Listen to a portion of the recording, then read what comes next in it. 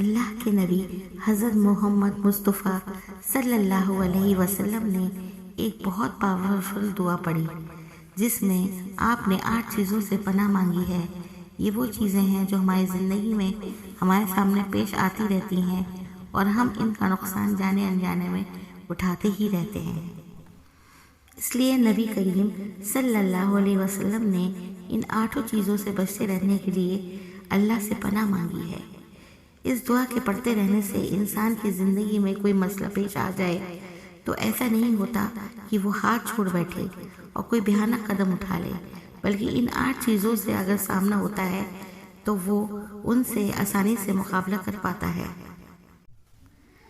تو چلیے آج ہم آپ کو اسی 8 بری چیزوں سے بچنے کی دعا بتاتے ہیں جسے ہم اور آپ اپنی زندگی میں شامل کر لیں گے اور اس کو ہر نماز کے بعد یا صبح شام پڑھنے کی عادت بنا لیں گے تو اس کا اثر ہماری زندگی میں ضرور ہوگا انشاءاللہ۔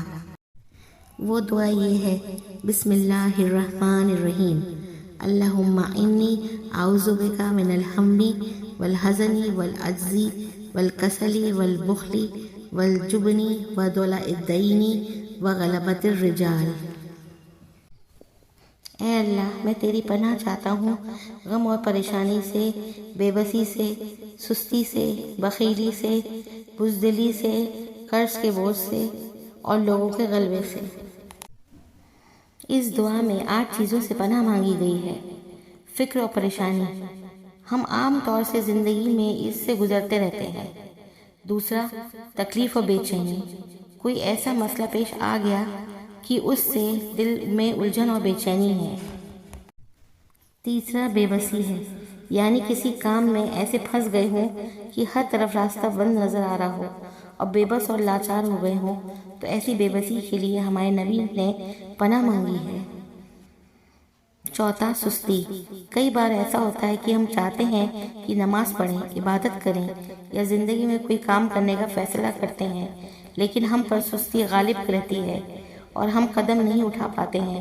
نتیجہ کیا ہوتا ہے کہ اللہ ہم سے کوئی کام لینا چاہتا تھا لیکن ہماری سستی ویلن بن گئی۔ پانچواں، بخیلی ہے، یعنی کنجوسی، کچھ لوگ مال جمع کر کے رکھتے رہتے ہیں، نہ تو گھر والوں پر ان کے حق کے مطابق خرچ کریں گے، نہ تو بیوی بچوں پر خرچ کریں گے، نہ غریبوں اور مسکینوں کی مدد کریں گے اور نہ ہی مدرسوں اور مسجدوں پر اپنے مال کا کچھ حصہ خرچ کریں گے۔ تو ضرورت تو یہ تھی کہ جہاں ضرورت ہو وہاں خرچ کریں اور فضول خرچی سے بھی بچیں۔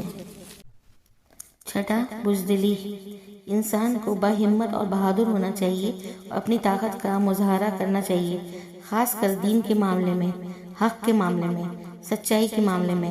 ان معاملات میں بھی کچھ نہ بولنا اور کرنا بڑی محرومی کی بات ہے، اس لیے ہمارے نبی نے پناہ مانگی ہے۔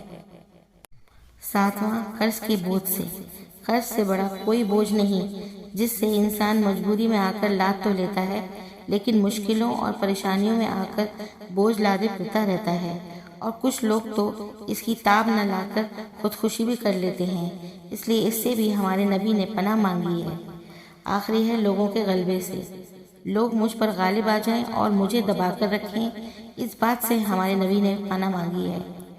اللہ تعالی ہمیں ان تمام چیزوں سے ہم سب کو پناہ میں رکھے، آمین۔